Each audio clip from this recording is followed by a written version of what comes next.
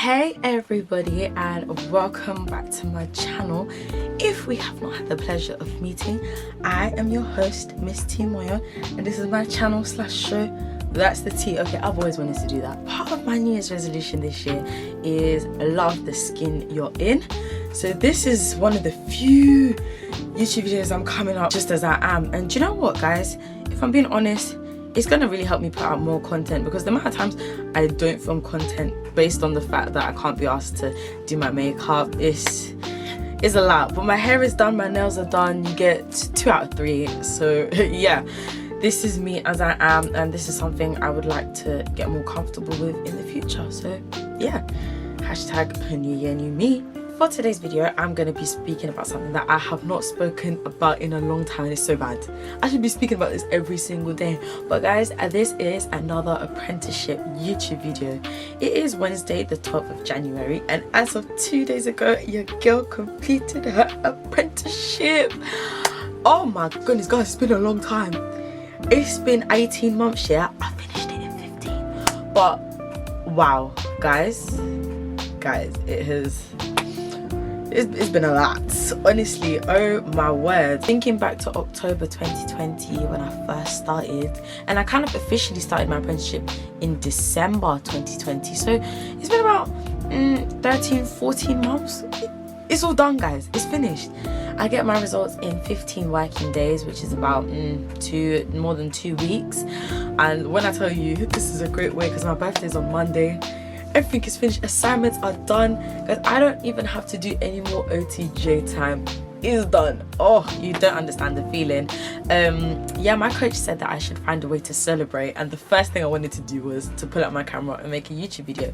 So for this YouTube video, I'm essentially kind of skipping a few steps, but I promise I will come back. I'm going to be speaking to you guys about my endpoint assessment, all the different things I had to do and submit in order to complete my apprenticeship. And yeah, and hopefully in a few weeks time I will be coming back with a part 2 with my reaction, opening my results. You know how it is. Yeah, so without further ado, let's jump straight into the video. So for those who don't know and haven't watched my previous videos about being an apprentice, I suggest you pause the video, go and watch that and then come back. But yeah, guys, I have completed my level 3 business administration apprenticeship. It's been a long journey, but yeah, today I'm going to be speaking to you guys about the EPA, which is the endpoint assessment, and that's everything I had to submit, everything that has basically been marked as we speak right now. These are the 3 different components that contributed to my EPA. Guys, there's so much that I actually had to write it down on my phone, so bear with me. There is 3 parts to my EPA that I had to submit. We had my portfolio, we had my project, and I had to do a knowledge test. So I'm going to be breaking down this video into 3 different sections, and regarding whatever section you want to see, you can skip to that part. But yeah, I had to submit all those things. You're hearing 3 things, yeah. I just had to submit those 3. At the beginning, I thought, it can't be hard. I just have to submit 2 folders and do a knowledge test. How hard can it really be? Oh, little did you know. Before I even get into what the portfolio and project and knowledge test included, I feel like I should explain this, and I've explained this in a previous video. Each piece of work that I submit has to represent and showcase my KSBs. That stands for knowledge, skills, and behaviors. So there's different ones. Just off the top of my head, there's communication, team working skills, knowing my organization. These are a long list of characteristics that I as an apprentice have to show that I'm capable of doing throughout my whole project, my whole portfolio, everything. Those KSBs is what you're being marked against. Hey, I feel like I could do a whole separate YouTube video about KSBs. Hey, good. So first thing I like to start off with is my portfolio. In my portfolio, I needed to include 6 reflective journals. Now, these reflective journals needed to show my KSBs. So I had to pick interview questions that I could answer using my reflective journals. So using the STAR technique: situation, task, action, results. And by answering these interview questions, I could show my KSBs. One of the reflective journals that I wrote was, how have you built relationships with internal stakeholders to achieve results? So we were given a long list of different type of questions which covered different KSBs that we could pick from, and each reflective journal has to show a range of KSBs. You want to pick different questions. Like, there's easy questions like, what are your roles and responsibilities in your organization? If all your questions are similar that you answer in your reflective journal, they'll all cover the same KSBs as opposed to covering a range. So for example, one of the KSBs that I had missed out was how I use IT packages. So I had to pick a question out of all the list of questions. I had to choose a question that reflected my use of IT packages. So for example, in this reflective journal, how have you built relationships with internal stakeholders to achieve results? The KSBs that I covered was knowledge on my organization, knowledge on stakeholders, knowledge on business fundamentals. The skills that I covered were interpersonal skills, and the business side that I covered were personal qualities. Yeah, I can read personal qualities. I will do another separate video on reflective journals, and when I do, I will actually link in my template that I use. I use the same one because I'm a prestige girl. I like all my things to have a certain uniform, and part of the marking is that you need to use your company brand logo. So I created it for myself, the same colors and everything, the same font, and I just used that for all my reflective journals. I created a copy. So I wrote my first one, created a copy, took out the content and just did the second one. And yeah, in those reflective journals you need to include screenshots of evidence. Yeah, we will be doing another separate YouTube video about that. The other 4 things that needed to go into my portfolio was work that covered the 4 units that I studied. So unit 1 was about my organization, and I had to do a presentation about my organization. The second one was about my competition and revenue. So I had to essentially either do a presentation, but I chose to write an essay about my company, my organization's revenue, how we make money, and who our competitive companies are. And I also had to write about something that one of my colleagues in the finance department does in my organization. Unit 3 was pestle analysis. So I had to look at my organization and do, let's see if I know, political, economic, social, technological, legal, environmental, slap bang wallop. Yeah, I had to write about those components of my organization. And then the 4th one, it was about change management, unit 4, and that was about how that was comparing different methodologies of change management, and I had to give an example of how they were applied or used in my organization. That is pretty much my portfolio. Oh, before I forget, there's one more thing. This was the hardest thing that I've ever had to do in my life. So I will go into further detail about this, but I also had to include a portfolio map in my portfolio folder. Essentially, what this map does, it highlights to the examiner which KSBs I've hit in which assignments. This might not be accurate, but to my understanding, in order for me to have passed my apprenticeship, I need to have hit each KSB at least twice across my portfolio. I did my portfolio map at the very end of my apprenticeship. Instead of doing an assignment and jotting down and ticking off which KSB I hit, and also you have to put to what extent did you hit it. Like there's different categories. So there's like category for pass and then category for a distinction pass. So there's like pass, barely pass, then pass well, then just about hit distinction, then you really got a distinction. And my goodness, I had to go through every single assignment. That is for the examiner to basically, and for myself to visually see which KSBs have I hit and where am I falling short, that I might need to write another reflective journal to compensate for the KSBs that I've missed. So yeah, I wrote 6 reflective journals, but you can write up to 8, and that up to 8 is just for those who feel like they need to, you know, bring in a little more of those KSBs. But I really hope I'm explaining this well. Like I said, I promise you guys, I will go into a detail of the different things that I've done. This is me just going down memory lane, to be honest. So that was my portfolio. Part 2, my project. For my project, I had to identify a need in my organization and create a project that was going to combat it. So without going into too much detail, the business need that I identified is that it was very costly and time consuming for us to hire contractors. So my project was essentially to combat that and to have in-house contractors within my organization as opposed to hiring out externally. wow, I think that's the best way I could have ever explained it. In my project, I had to write a business case. Hey, my business case was 17 pages, because you know I banged it out in one day as well.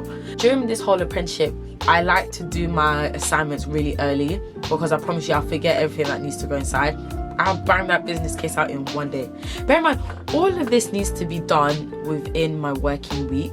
Like, you're not supposed to do this outside of your contracted hours. So I need to do this 9 to 5. Bear in mind, I still have a job. So I have to do all this work within my 9 to 5 contracted hours, but also need to still complete my responsibilities as an employee. Yeah. Call me Superwoman. Yeah. Like I said, I had to write a business case, man, with 17 pages. And then I had to make a presentation which essentially summarizes the business case that I made. And that presentation is to show my project management skills, to show that I managed to manage my project, and I have to present that presentation as a part of my assessment. In this project folder, you've got the business case, the project presentation, and then I also have to have a folder of a screenshot of evidence of all the project management tools that I used. So the project management tools that I used included a project charter, which is a summary of the project, a SWOT analysis, which is strengths, weaknesses, opportunities and threats of the project, a risk log, all the things that could basically go wrong in the project and how I plan to mitigate those problems and who's involved, a communications log, everybody that's involved in the project and how I'm communicating with them and through what media, a Gantt chart. So you could either use, I used agile methodology. Check me out. If my examiner's watching this, I feel like you should automatically pass me just for using that. But yeah, I decided to use agile methodology and I used a Gantt chart because it just made sense. You could use a Trello board instead, but yeah, I chose to use Gantt.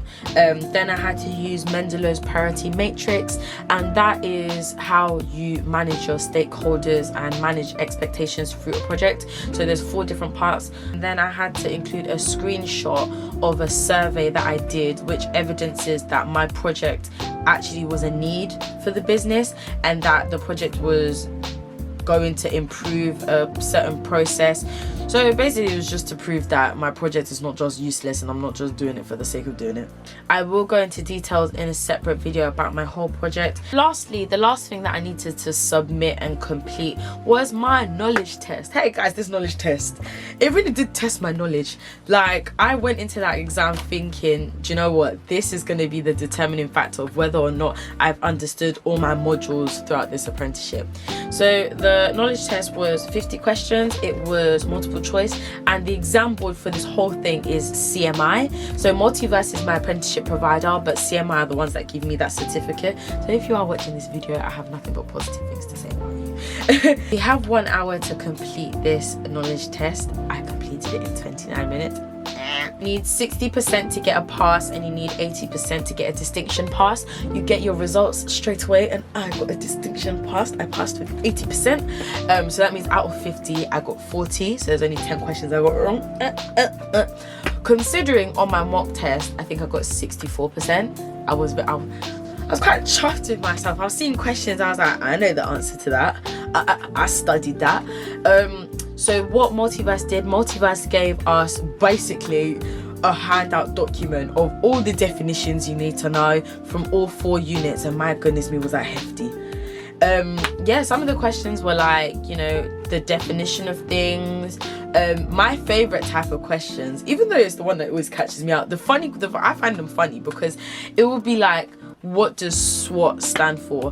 And it will be strengths, weaknesses, opportunities and threats is the first option. Then it will be strengths, weaknesses, opportunities and treats is the second option. So there'll be like a slight change, and it will have you looking at 2 options, doing it, dip, do, doggy down a poo, chicken down another one, like but yeah, that really is a test of how much knowledge you know and how much you understand the keywords. I will do a tips and tricks video on how I combated my knowledge test, but the key to those knowledge tests is just generally understanding, because your apprenticeship provider might give you the Google definition, but the CMI test, it might be the Bing definition. So instead of learning it and regurgitating the definition of words, having an understanding makes it easy to go into that test and be like, I know what this means. Just to summarize how I submitted each of these things. On my official gateway day is what we call it. I'm not sure if other people outside of Multiverse call it this, but you know when you get to the plane, your gateway, your man's about to take off. That's basically what it is. On that day, that's when I submitted my 6 reflective journals and unit 1, 2, 3, 4 essays/presentations.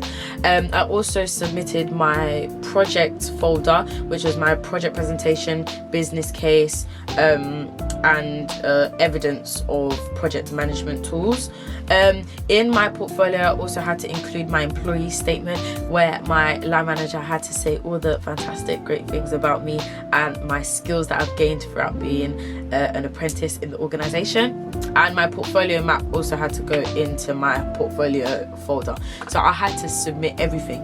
Just a quick tip: if you happen to work on Google just before your gateway, convert that into Microsoft, because you will find that you will have to download Google into PDF or whatever it is so that you can submit it. Google is not submitter friendly, just PSA.